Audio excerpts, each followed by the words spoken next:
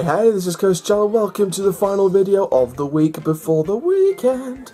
Now this video is on about Cedar Point. Now, I've already done my early predictions week, and of course Cedar Fair was in on it, so if you haven't seen that video, please go and check it out. So this is all about Cedar Point's 150th birthday in 2020. So 2019 they're expected to get Forbidden, what is it, on Adventure Island? Forbidden Frontier, that's it. Forbidden Frontier on Adventure Island, which is like an interactive attraction.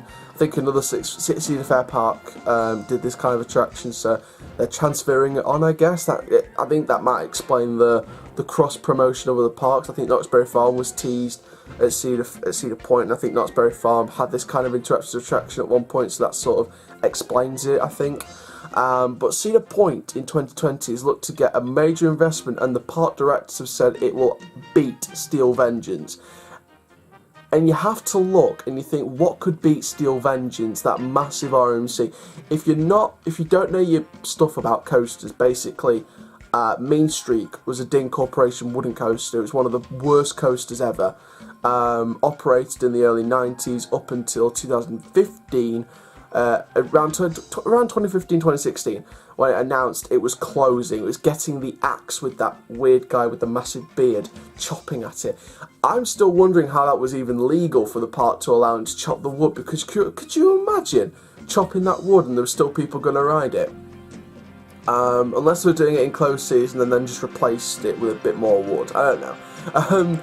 But no, it was very interesting. Unless they found a different location to do that little promo, I'm not too sure. Still baffled.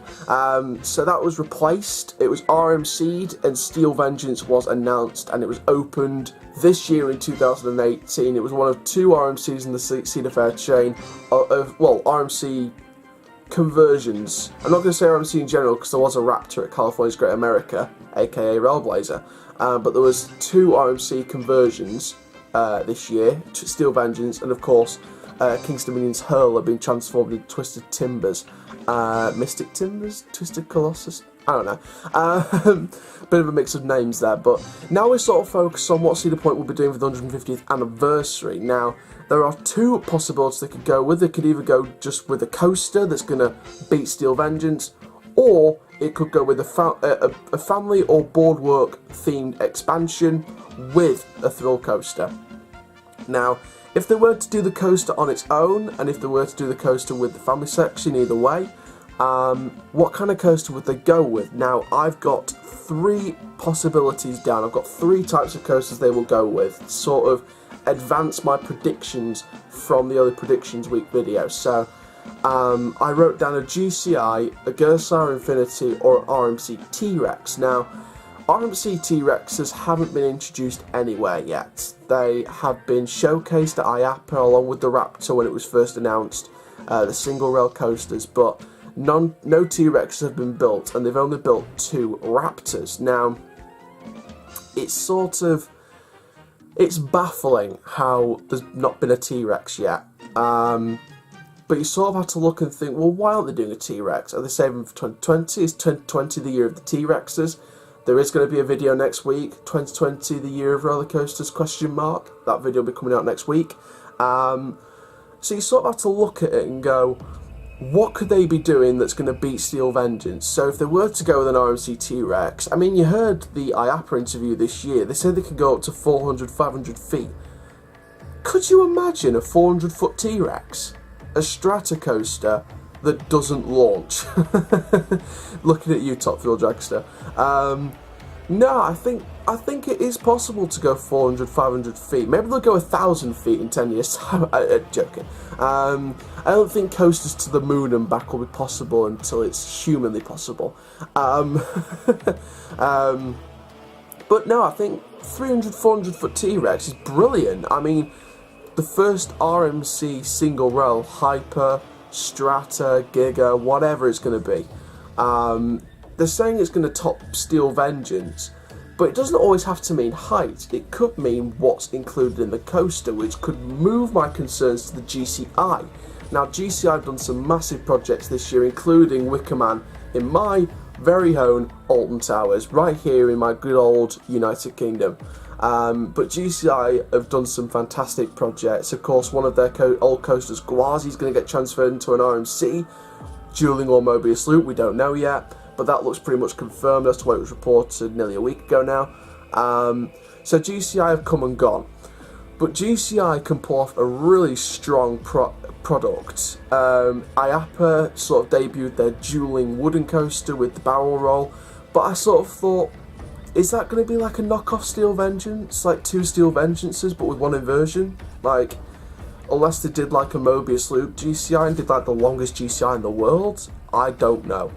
But, I mean, there's loads of possibilities GCI could go with this, but then you sort of look and think, what about a Gersar Infinity? I know Smile has been through the rafters at Alton Towers. Caracho is a decent ride over in Europe.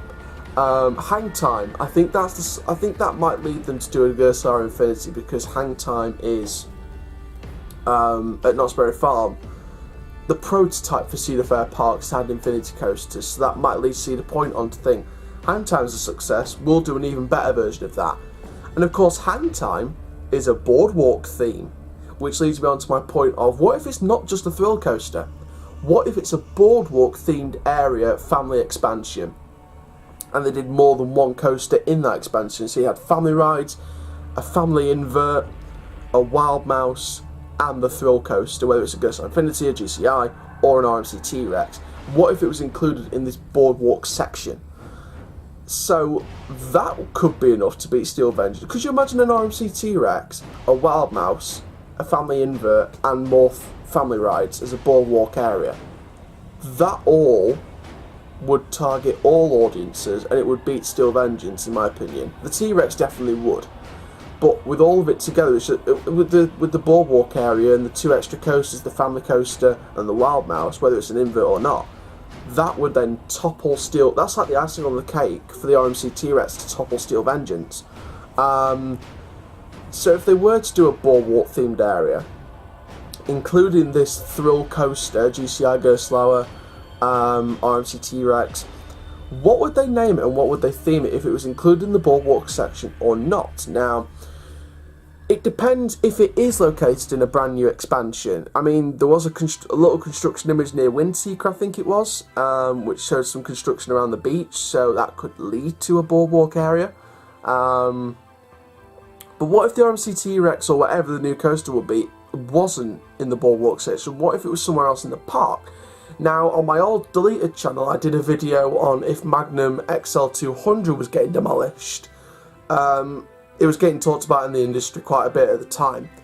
So you're sort of thinking, could Magnum XL200 bite the dust? And you sort of think, well, maybe not. I mean, if they were going to do anything with it, maybe they'll do a B&M treatment and sort of redesign it as a B&M.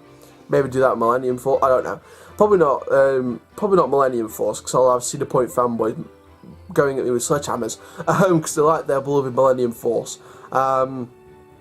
But I sort of think, I don't think Magnum XL200 would be demolished. I think the only place for the coaster really is that new area, if they were going to do a new area, or just do that whole, or just don't do a boardwalk expansion and do that whole area as construction for the coaster. I don't know. I mean, there's plenty of possibilities they could go with this. I mean, on top of everything else, I'm sure they'll do some shows, some events, sort of celebrate 150 years. They'll do a throwback to the classic days. Maybe as part of this boardwalk area, and I'm just thinking off the top of my head just now, what if they brought back a couple of their classic family rides that they removed as part of the boardwalk section? Genius. I mean, they could construct a brand new space spiral and a new observation tower, and then Gatekeeper will still be here. I don't think they won't bring back Disaster Transport, no chance. But what if they sort of brought back a couple of their old family rides that they removed as a new lease of life in the boardwalk section to represent the 150-year history of the park? There's a possibility. There's a massive possibility with that. So there we go. So that's sort of what I think will happen with Cedar Point. It'll be either a boardwalk / family expansion with a thrill coaster, or it'll just be the coaster on its own. Either a GCI, Gersar Infinity, or an RMC T-Rex, 300, 400 feet, whatever. So there we go. So that's the videos for this week. Tune in on Saturday and Sunday for the weekend videos. And then back fully again next week. If you didn't know already, Celebration Alert, a video every day, so stay tuned for that. Whether it's all pre-recorded on one day and just edited on the day it's supposed to go up, or whenever, you know, it will be on the day, you know. So there we go. So thank you very much for watching this video. Make sure you like, comment, subscribe and click the notification bell so you never miss a video. And for now, my name is Coast Chell. Keep living the coast up, dudes, and I'll see you guys on tomorrow for the next video. Take care. Have an awesome day. Please stand clear. The gates are about to close. Your ride on Colossus is about to begin. Keep your arms inside the train, your feet on the floor, and brace yourselves at all times. Keep your arms inside the train, your feet on the floor, and brace yourselves at all times.